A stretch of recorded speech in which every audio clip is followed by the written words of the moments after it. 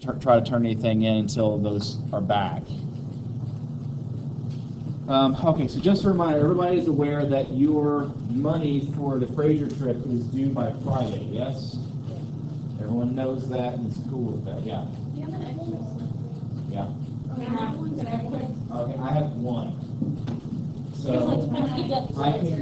I actually had about 20 extra. I think I've had one person like 5. They're just really bad hanging on to things. I will print more, but it might take like a couple of days to get it. So.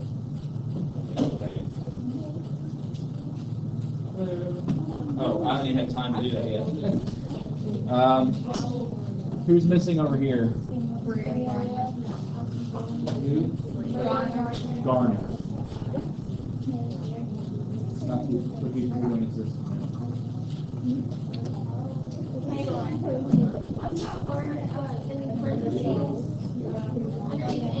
Right, so like I said, I will get to you as soon as I can.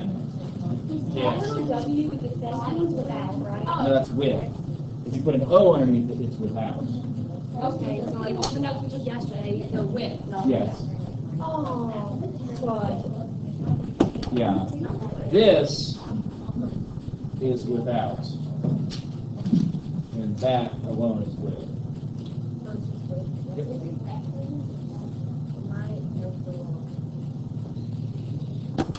All right, to answer the question again, is this where we left off, question mark? No. Did we finish? We finished that, I'm sure. Did we finish that? And we were here. Yeah, okay. It's fine. I am not checking whatever you guys write down. That is up for you to figure out for yourself. Okay. Fantastic. Good. Lovely. So, we were talking yesterday about Charles I and how he's going to have several different battles with Parliament. In particular, difficulty with the writ of habeas corpus and taxing whenever he's not supposed to. Can someone remind us, what is the writ of habeas corpus? What does that mean? You have a right to habeas corpus, meaning what? Because that's a great question to ask. What is habeas corpus?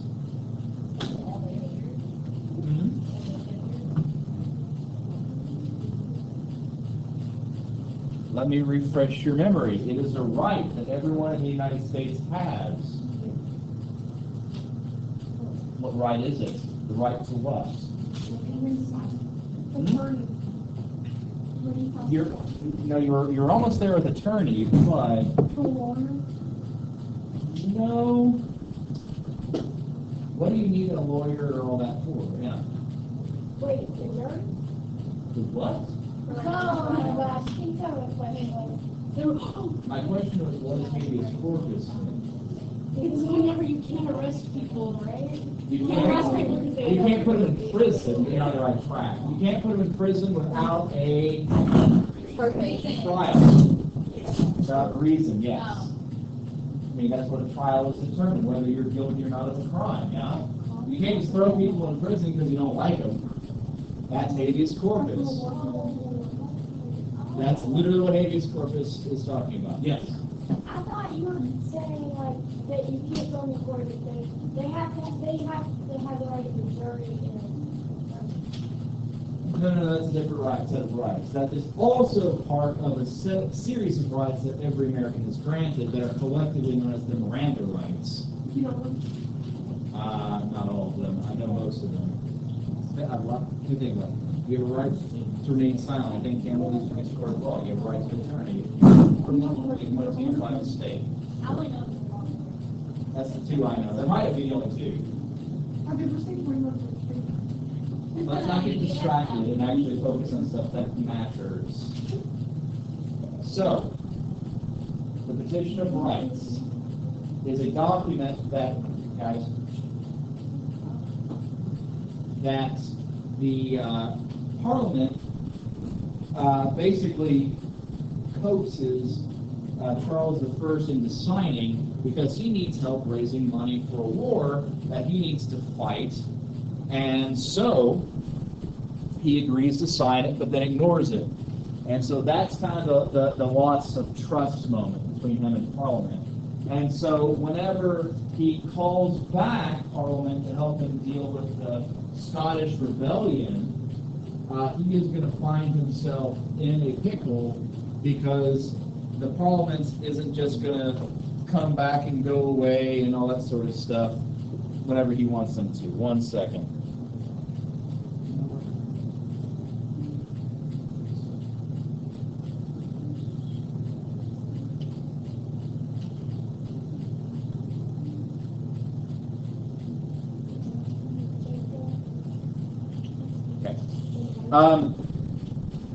What's going to happen is a series of struggles that's known as the Long Parliament is going to happen between the king and Parliament as they sort of vie for control. What's going to happen with that is the Parliament is going to start trying and executing some of the king's ministers. Now, they ostensibly are accusing them of the corruption, of being incompetent, things like that. And indeed they were, but also it's a power struggle. Who has the right to power in the Kingdom of England? Well, that wasn't a given, although it's certainly an interesting question. And indeed, if you use logic, you realize we the people have all the power. Because if we decide not to be governed, we will not be governed. I don't care how advanced your military is still made up of people. Unless you have an army of killer robots, then, well, you'll behave. But then you're just pretty much Doctor Doom, and then there's the Avengers and things like that. So it's fantastic. But anyway, it's people make up the government, and this is kind of give rise to certain ideas, and in particular, they're going to correspond with ideas of the Enlightenment, such as a government by the people, of the people, and for the people, which is going to be significant. Nevertheless, the king responds to this threat to his power by marching his army and attacking the House of Commons. Now, the House of Lords more or less sides with Charles, and the House of Commons is going to fight against him. And so when he tries to arrest the leaders of the House of Commons, they find out about it ahead of time and scarper, and this begins the English Civil War, or ECW for short. Now, there are two main sides to this war.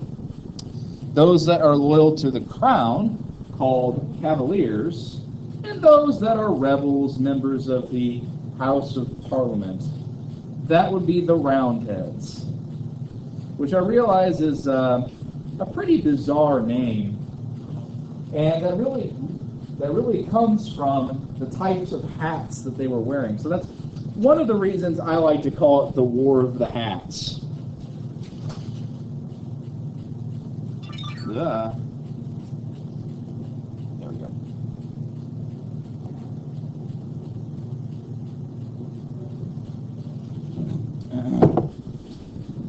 You see, Cavalier was a style.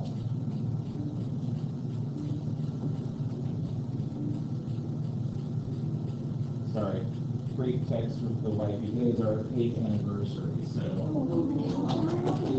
Thanks. That's all right. We've been together for 11 years, so. Anyways.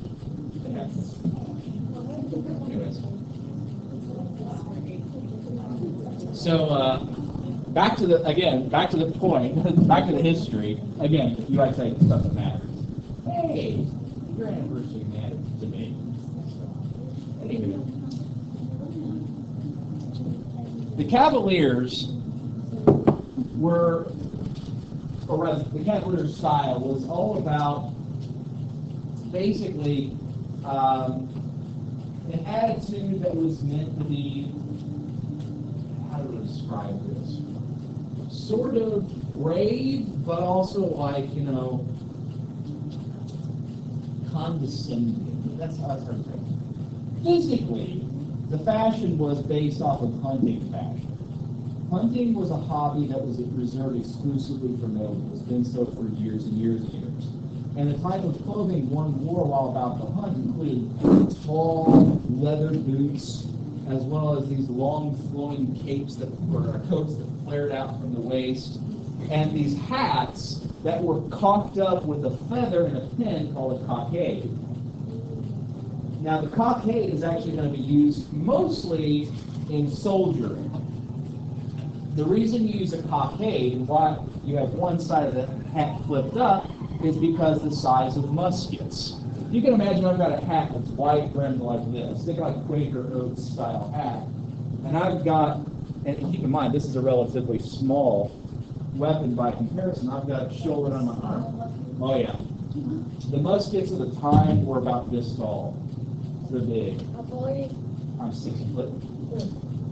So they're actually not that bad. But this is, proper attention.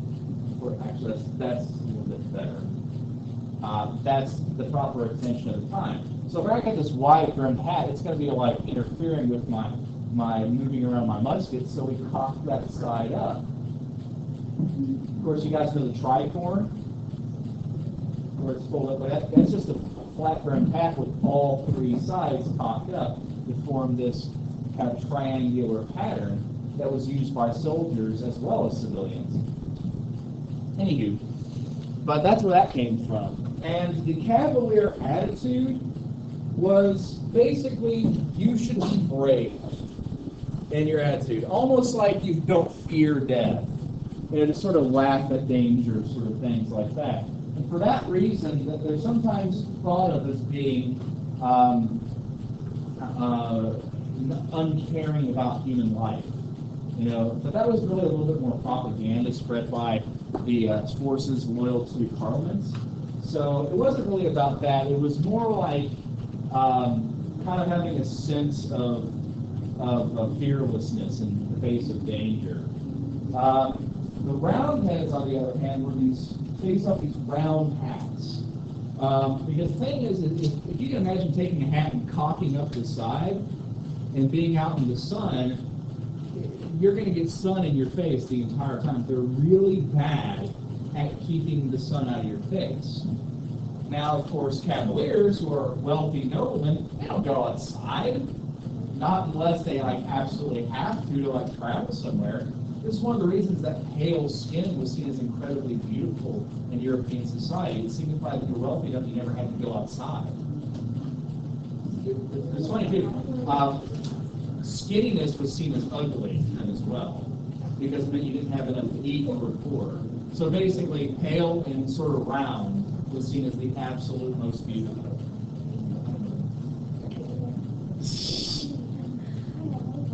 Don't turn that into an insult.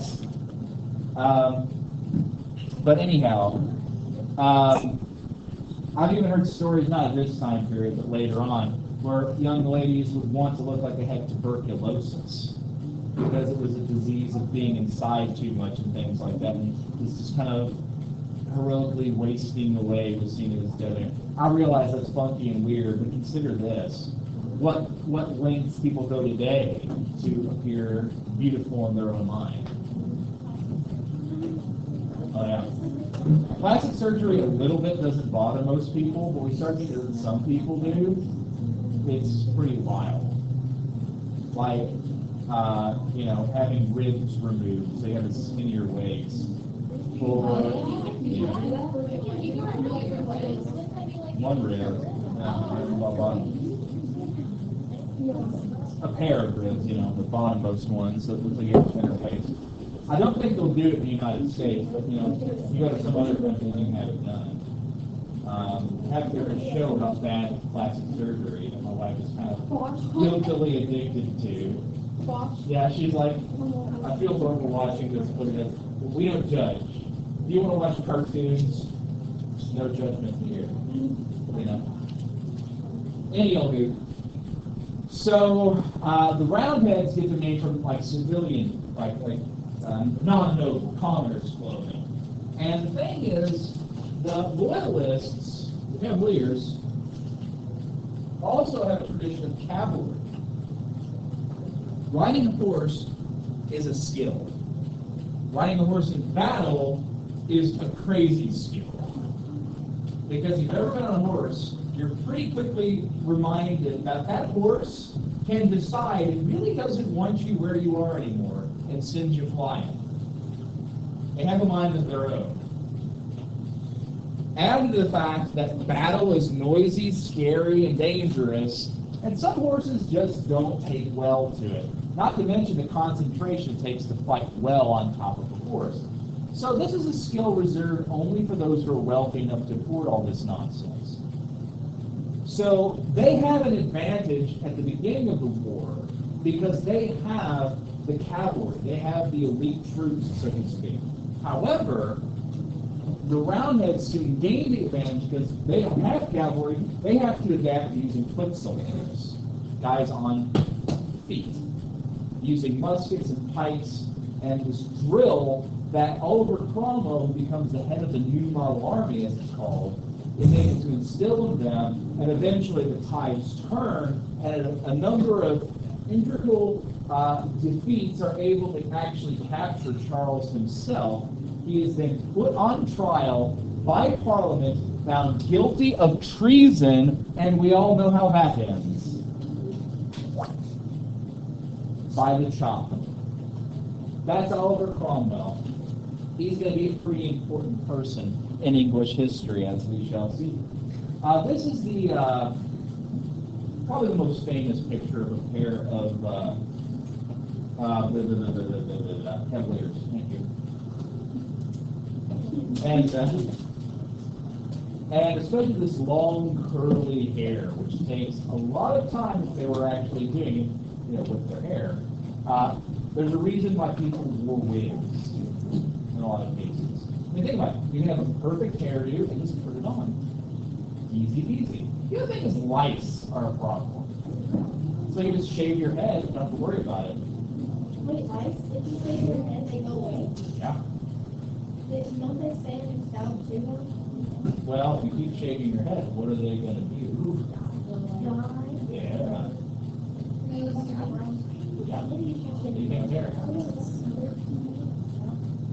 That's also why they powered the wigs too, by the way.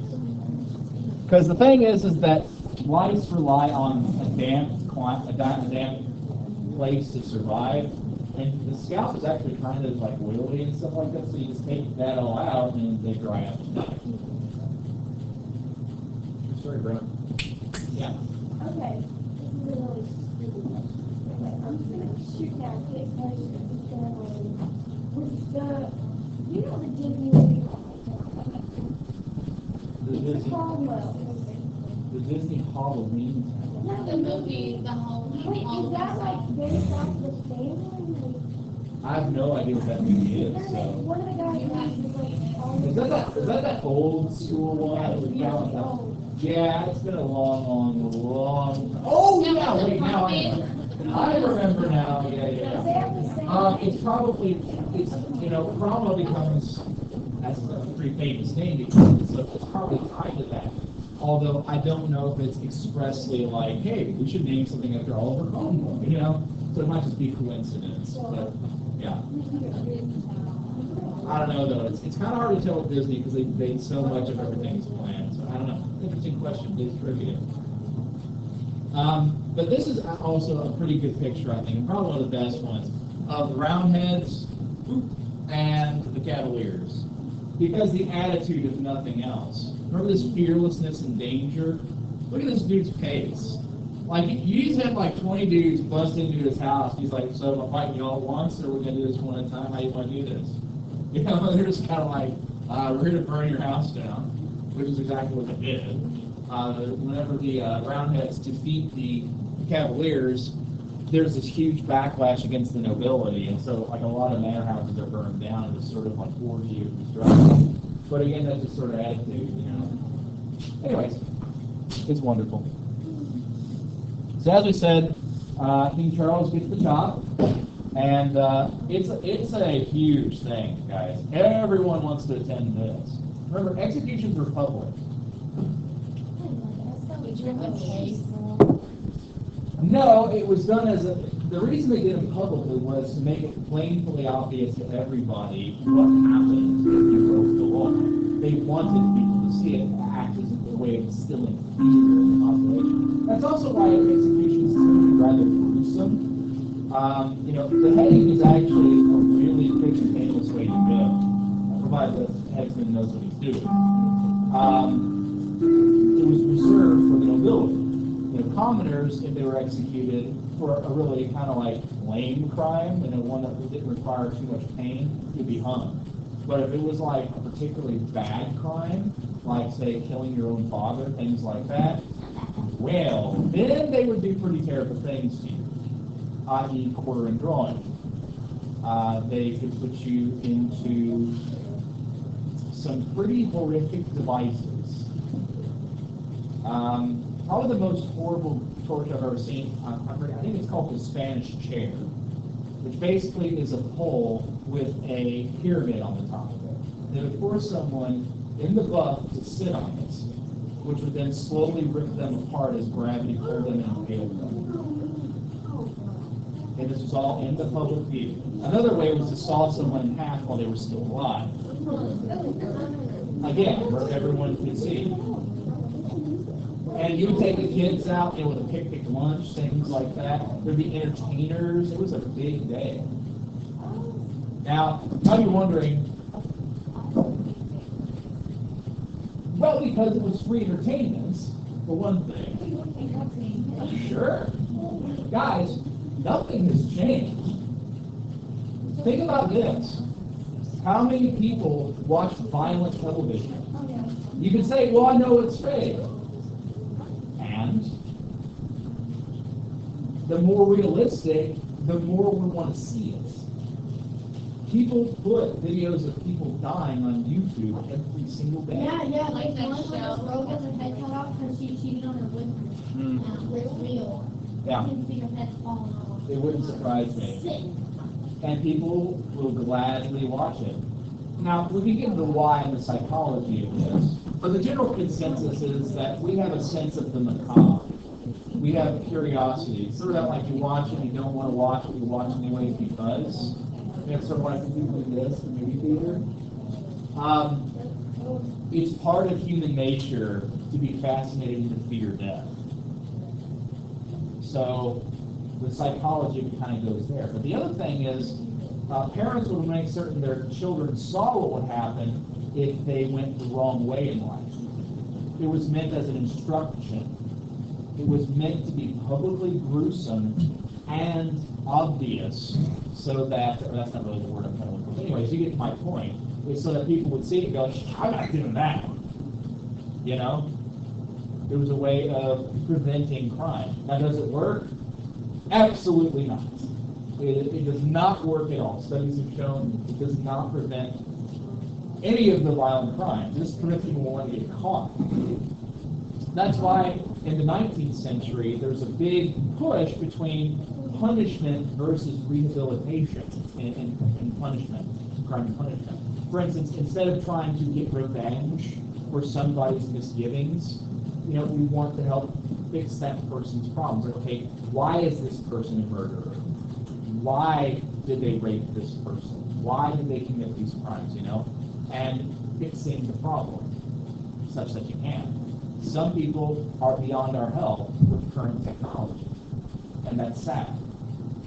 But ultimately, in a just society, we do not get revenge. We promote justice. Yeah, that's not the same thing. Yes, ma'am. Back row.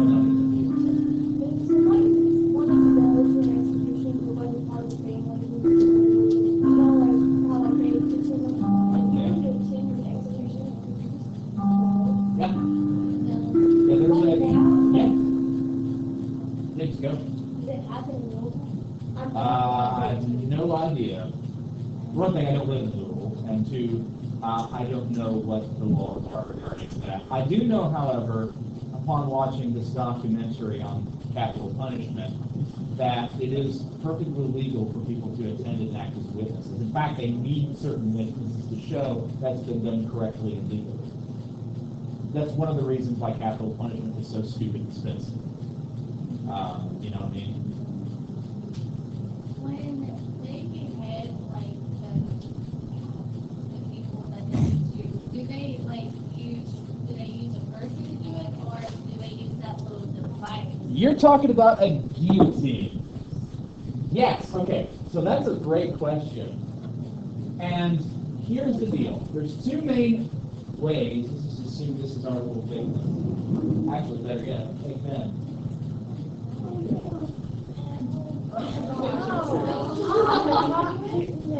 So,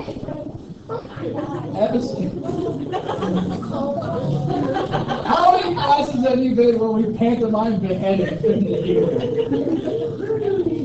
Right. So the English method is using an axe, like so.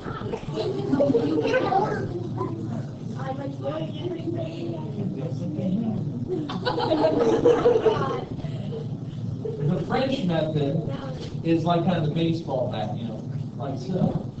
However, the problem with this is if I am not skilled, I might accidentally nick an ear. He's so happy. See, he's not worried about it. He's righteous, so you know, no big deal. But you know, it takes that. Plus, you know, you got to imagine that, you know, doing something like this, you have to. You know, and you might not be going quiet. You know, so it's a nerve-wracking job. And if I watch it and have a nearly headless Nick sort of moments, I might find myself out of a job. I might find myself beheaded. You know, being an executioner is a tough gig. Now, people who are good at it, you know, they can earn positions of authority. There's one guy, I can't remember his name, but he was the personal executioner of like Edward III or something like that, who became like really, really wealthy and like this member of society, became noble. Like everyone was weirded out by him. Not because he was personally weird, it's just about, it's like, you know, what do you do for a living? I kill people. Oh. How's business? Oh, things are piling up. Waka, waka, waka. But anywho, so the thing is that this was seen as a really kind of inhumane way of killing people, because what if you miss and cause too much pain? So a board of doctors came together and said, you know, we need to come up with a way of beheading people that takes out human error. So they developed a machine which was named after one of the executioners, Dr. Guillotin, and basically it's a mechanical headsman. You pull a lever and off comes the head.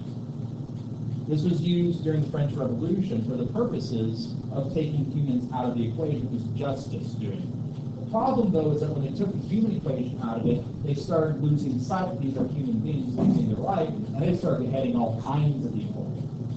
It's an effect called group mentality. You know, people lose themselves in a group and are willing to commit atrocious acts because they don't feel accountable.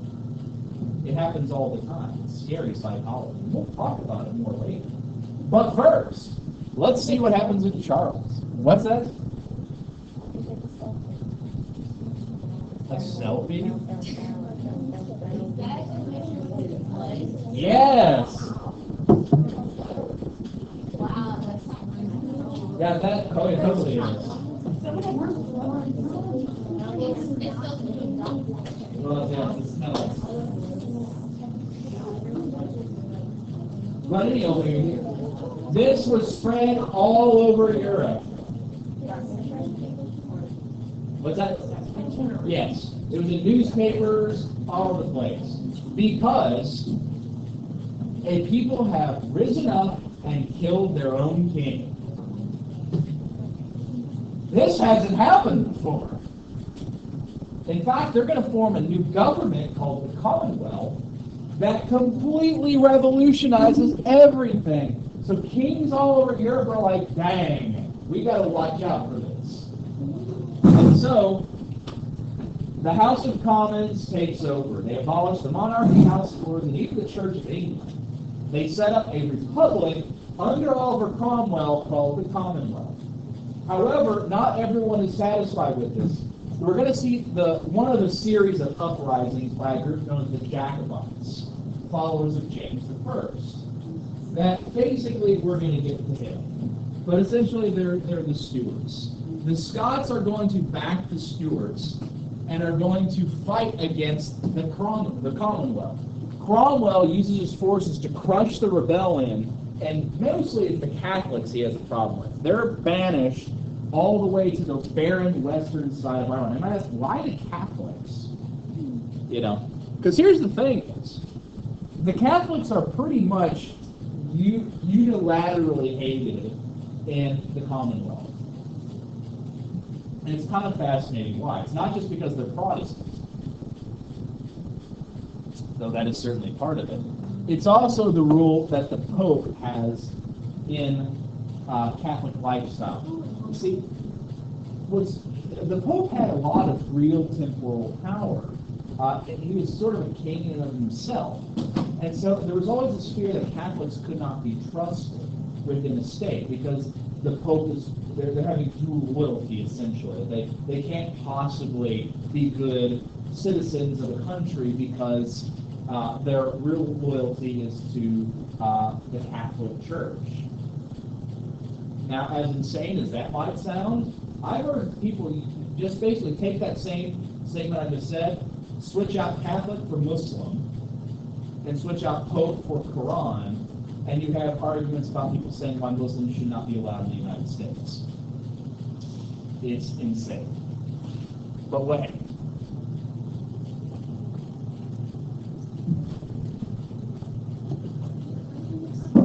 All right. So, moving on to another section of notes. Actually, we're done. Yay! I think we're going to hold off because I don't want to get too far ahead of it. So, you guys have a few minutes to come marinate.